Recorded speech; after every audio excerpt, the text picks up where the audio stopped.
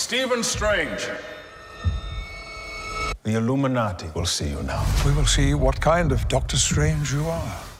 Welcome back, everyone. This will be my Doctor Strange 2 video all about the big Marvel Secret Wars arc they're setting up, a bunch of teasers during the movie about incursions. There's going to be so much crazy stuff happening in the next couple of years, so if you're brand new to the channel, be sure to subscribe to get all the videos. I'm doing a giveaway for Disney Plus memberships. All you have to do to enter is be a subscriber and leave all your predictions for Time Runs Out in Secret Wars in the comments.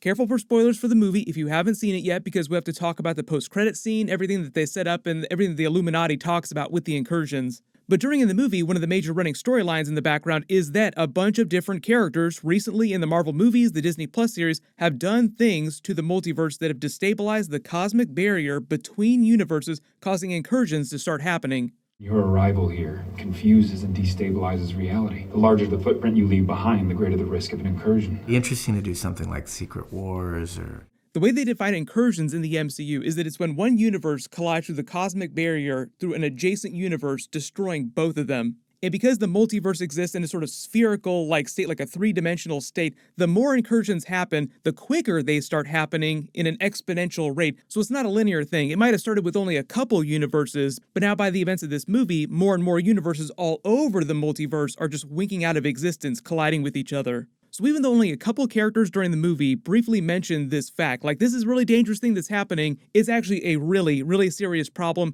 and it's sort of like their next big Infinity Saga level arc. Like this is a Secret Wars arc that we're in. Instead of trying to assemble the Infinity Stones into the Infinity Gauntlet, now the whole idea is that they're trying to prevent the collapse of all reality, everything in all of existence, all dimensions, all universes, everything. How do you go bigger than the Infinity Gauntlet in Avengers Endgame? Well, instead of trying to destroy an entire universe, you try to destroy an entire multiverse. During the movie, John Krasinski's Reed Richards of the 838 Universe Illuminati team is the first to really start talking to MCU Doctor Strange about the incursions themselves, and even though the whole Illuminati team kind of wants to get rid of our MCU Doctor Strange, if that wasn't clear, they'd seen their version of Doctor Strange start to be corrupted by the Darkhold and sensed him going evil, becoming this huge threat to the multiverse, so they think that all Doctor Stranges are capable of this and will eventually do this. So that's why when they see our Doctor Strange show up in their universe, they're like, oh, it's happening again, we gotta get rid of him. So John Krasinski's Reed Richards in the background is also thinking about this big domino effect, this larger multiverse problem. That's why the Illuminati in the comics were formed, to solve these giant cosmic level problems. But the whole idea here with the rate of the incursions in universes being destroyed speeding up quicker and quicker over time is that time is running out for the multiverse, which is why in the comics this whole arc is literally called Time Runs Out. Mild shock. There'll be a couple changes, obviously, for the MCU version of this, but you've started to see this play out in the background of this movie. In the comics, the Illuminati of the 616 universe, which they actually canonize now as the main MCU universe. If you were confused about that, now canonically, because they mentioned it in a movie, the main MCU is 616. But in the comics, their version of the Illuminati are alerted by their Reed Richards of the Fantastic Four about what's happening. He's found this giant multiverse problem. Universes are being destroyed. We need to stop it somehow. They use their universe's version of the Infinity Stones to blow up an alternate universe Earth from colliding with their main Marvel Earth to prevent another incursion that would have destroyed their universe. In the movie, they actually specifically mentioned their team formed to solve really gray area kinds of problems. They come off with this really shady vibe.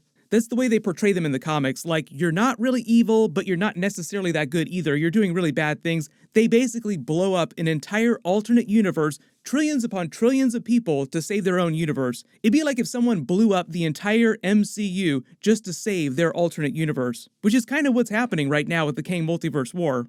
During the movie, not just the Illuminati characters talk about the incursions, the way that John Krasinski's Reed Richards talks about them, though, they do make it sound like they're kind of blaming our Doctor Strange because of what he's done messing with the multiverse in the last couple of Marvel movies. But the incursions themselves started happening in a big way right after the events of the Loki series. So some of you have asked about this, and you're all correct. It's all because of what Loki and Sylvie did. Kevin Feige confirmed this recently. He said that was when the really WTF things happened in the MCU, where Loki and Sylvie wrecked the multiverse. So like Thanos, the Hulk, Iron Man, all snapping versions of the Infinity Gauntlet at different times, releasing crazy levels of cosmic energy in the MCU, those did destabilize the cosmic barrier between universes a little bit, but the actual full-blown incursions, like universes colliding with each other, destroying each other, didn't really start happening until Sylvie killed He Who Remains Kang during the Loki finale, freeing all the Kang variants and starting another version of the Kang Multiverse War. So even though it gets a little confusing when you start talking about the difference between alternate timelines, alternate universes, alternate dimensions, the way that Marvel is using the term, they're all kind of connected. They're using the term multiverse very broadly to define everything that exists, every big concept, dimensions, timelines, and universes. So when we're talking about time runs out, incursions, secret wars in the MCU, you could talk about alternate dimensions, alternate universes, alternate timelines as being kind of like the same thing, even though technically they're meant to be a little bit different.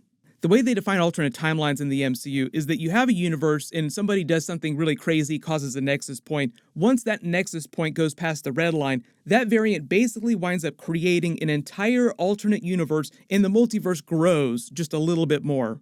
So at the end of the Loki series, you see the multiverse sort of spring forth all these alternate timelines, and even though we only see this for a couple of seconds, the effect continues, like it continually grows until the Kang Multiverse War starts happening and different timelines, different universes start to go to war with each other, and the total number of universes start to decrease slowly, but then at an exponential rate. So really, the incursions themselves started happening when the Kang variants started messing with the multiverse, but then after that, a couple other things started happening that made things way, way worse. For instance, Spider-Man and Doctor Strange messing up the spell in Spider-Man No Way Home, that destabilized the barrier between alternate universes even more, causing even more incursions to start happening. Then during Doctor Strange 2, you have Scarlet Witch, you have America Chavez, Doctor Strange crashing all over the multiverse, alternate dimensions, messing with alternate versions of the characters. That makes things even worse, more and more incursions start happening, so they just kind of compound the effect of the Kang Multiverse War. But they themselves didn't start what was happening with the incursions. That was really Loki and Sylvie, technically, in Kang variants. So the Illuminati, John Krasinski's Reed Richards, aren't wrong to be mad at our Doctor Strange for what he's done, because he has made the problem even worse. It's just that he's only the tip of the iceberg. At the end of the movie, Charlize Theron's Clea comes from the Dark Dimension. She's Dormammu's niece. She's like the daughter of Dormammu's twin sister. They're like a race of beings that are kind of like Asgardians in that universe. Super advanced. Some of them gain crazy levels of power, like Dormammu, for instance. He's sort of like a sinister, strange version of their race of beings who just gains crazy levels of power. So originally, Dormammu looked kind of like Clea, more humanoid. Clea's father was the ruler of the Dark Dimension until Dormammu performed a coup, got rid of him, and took over. She's also meant to be kind of like the Sorcerer Supreme of that entire universe, so she's just as powerful as MCU Doctor Strange. In the comics, she's kind of like his true love interest. They get married, so she is Doctor Strange's wife, basically. MCU going full waifu in Marvel Phase 5. She shows up in the MCU using her own magical portals between universes to get our Doctor Strange's help, saying that he just caused another incursion recently because of the events of the movie. And because she takes him back to the Dark Dimension, I'm assuming that means that the incursion specifically is threatening the Dark Dimension itself. So it's like Doctor Strange is technically going to save Dormammu's life. Also, the fact that she was specifically able to target him and know that he was responsible and he would be powerful enough to help her amongst all the other infinite number of Doctor Stranges in the multiverse shows you how powerful she is. Like, she'd follow the breadcrumb trail back to MCU Doctor Strange. She was able to find him specifically. Really, what they're trying to do, though, is find a way to save the multiverse, stop the incursions, because the more they happen, the faster they grow, the quicker the entire multiverse winds up blowing up, and RIP all of reality. The way they play the post-credit scene, though, it seems like the events of Clea and Doctor Strange fighting whatever incursion happens in the Dark Dimension will be covered in a future crossover movie, or they might wait till a big time runs out Avengers crossover movie, or they could do it in Doctor Strange 3.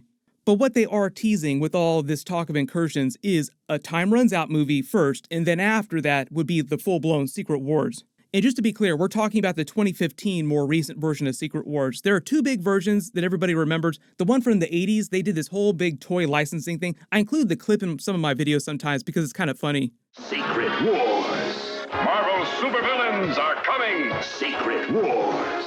That was the one that they covered during the Spider-Man animated series back in the 90s, where the Beyonder brings a bunch of them to a planet to do battle with each other just to test them. That was where Spider-Man got the Venom symbiote back in the comics. Obviously, in the MCU, things are going to be a little bit different because we just saw them lead the Venom symbiote in the MCU during Spider-Man No Way Home. But for instance, they're kind of teasing a very Avengers Infinity War, Avengers Endgame kind of scenario where you take a big story and you break it across a couple big Avengers-level movies. Now, it might not be the Avengers movies, they might just call it a Secret Wars saga. But like the Time Runs Out movie would be like Avengers 5, then Avengers 6 would be like the full-blown Secret Wars film. There are a lot of big characters that are involved in this Time Runs Out storyline and Secret Wars like God Emperor Doom. They haven't introduced a version of Doctor Doom in the MCU yet.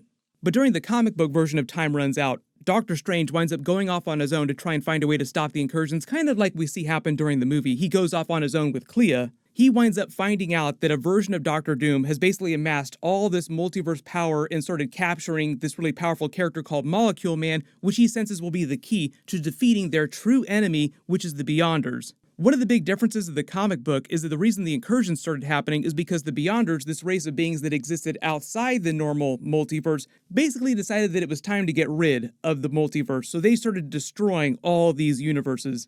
Doctor Strange winds up working with Doctor Doom. They cause all this collateral damage, and it winds up leaving only a few universes left, but they use that power to then try and stop the Beyonders. Doctor Doom basically steals their power and becomes God Emperor Doom, gaining so much power that he basically takes the fragments of all the remaining universes that are left and combines them into a single universe, and that becomes their version of Battleworld, where all the different variants of the characters do battle with each other for supremacy.